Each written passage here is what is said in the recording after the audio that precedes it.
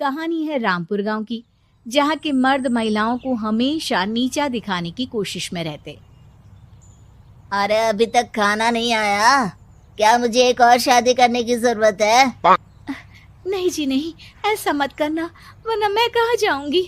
खाना लेकर मैं अभी आई जी। गांव की पंचायत में भी फैसले हमेशा औरतों के खिलाफ ही रहते। मैं जो फैसला सुनाता हूँ वो भगवान की आज्ञा होती है। इस लड़के ने अपने मन से शादी करके अच्छा नहीं किया। लड़के को घर भेज दो और इसकी शादी इसकी जाति की किसी लड़के से करवा दो, लेकिन ये लड़के, इसे तो गांव के बाहर निकाल दो। नहीं नहीं जमींदार साहब, ये क्या बोल रहे हैं? ऐसा नहीं हो सकता। मेरी बेटी मासूम है, इसे अच्छे बुरे की समझ नहीं है। अरे कहाँ जाएगी ये बेचारी? कहाँ जाएगी?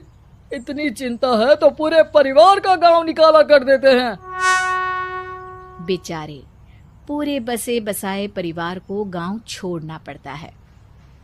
चाहे जो हो, अगर बेटियों को कंट्रोल नहीं कर सकते तो गांव में रहने का कोई मतलब नहीं है। यहाँ औरतों को दब कर रहना होगा। कोई भी अपने हिसाब से कुछ नहीं कर सकता, सब ईश्वर की मर्जी से ही होगा। तभी गांव का एक आदमी दौड़ा दौड़ा आता है। सरपंच साहब, जमींदार साहब, वो कालिया है ना, उसकी बेटी पढ़ने के लिए शहर जा रही है। अच्छा, ये कब हो गया? और कालिया की हिम्मत कैसे हो गई ऐसा करने की? लेकर आओ उसे और उसकी बेटी को। बस फिर क्या था, हाजिर हो जाते हैं कालिया और उसकी बेटी सरपंच के सामने। अरे कालिया, ये क्या सुनने में आ रहा है? बेटी को इंजीनियर बना रहा है तू? और ये बता, गांव में तो स्कूल नहीं है, फिर कहां से इतनी क्लास पास कर गई तेरी बेटी? राधा, जो कि कालिया की बेटी है, उसे लगता है कि सरपंच उसकी तारीफ कर रहे हैं। सरपंच जी, मैंने ऑनलाइन पढ़ाई की है, डिस्टेंस लर्निंग से। सभी में मैंने अच्छे नंबर पाए हैं, जिसे देखते हुए शहर की इंजीनियरिंग कॉलेज में मुझे स्कॉलरशिप मिली है। वाह जी वाह, क्या होती है ये? पहले तो ये बताओ, फिर आगे की बात करते हैं। पूरा गांव राधा की बात सुन रहा था और राधा बोलती जा रही थी। तो ऐसे मैं फ्री में एक अच्छी शिक्षा लेकर गांव में जो कुछ परेशानियां हैं, जैसे बिजली, पानी और इंटरनेट जैसी समस्याओं के लिए काम करूंगी। मैं गांव को शहर से जोड़ने के लिए पुल का निर्माण करवाने का प्रस्ताव रखूंगी। मुझे पूरी उम्मीद है कि जल्द ही हमारा गांव भी तरक्की की राह पर चल पड़ेगा। राधा की बात सुनकर सारे गांव वाले ताली बजाने लगते हैं। सरपंच को समझ नहीं आता कि वो क्या करे।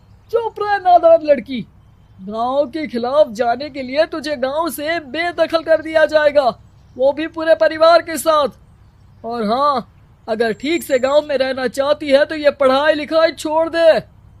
हम तेरे लिए गांव का कोई होनहार लड़का देखेंगे। तभी गांव का एक आदमी बोल पड़ता है। अरे नहीं नहीं सरपंच जी, राधा बिटिया जो बता रही है, अगर वैसा हो जाए तो हम लोगों को पैसा कमाने के लिए बाहर नहीं जाना पड़ेगा।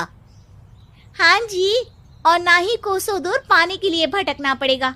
हमारे बच्चे भी अच्छी पढ़ाई कर सकेंगे और आगे बढ़ेंगे, ना कि हमारी तरह खेती करते बैठेंगे। क्यों गांव वालों, राधा बिटिया का साथ देना चाहिए ना। सरपंच देखता है कि गांव राधा के साथ है तो वो चुप हो जाता है। वो घर आकर अपने सलाहकार से बात करता है, जो बहुत ही चालाक किस्म का इंसान होता है। अरे सरपंच साहब, आपको बहुत ही होशियारी से काम लेना पड़ेगा।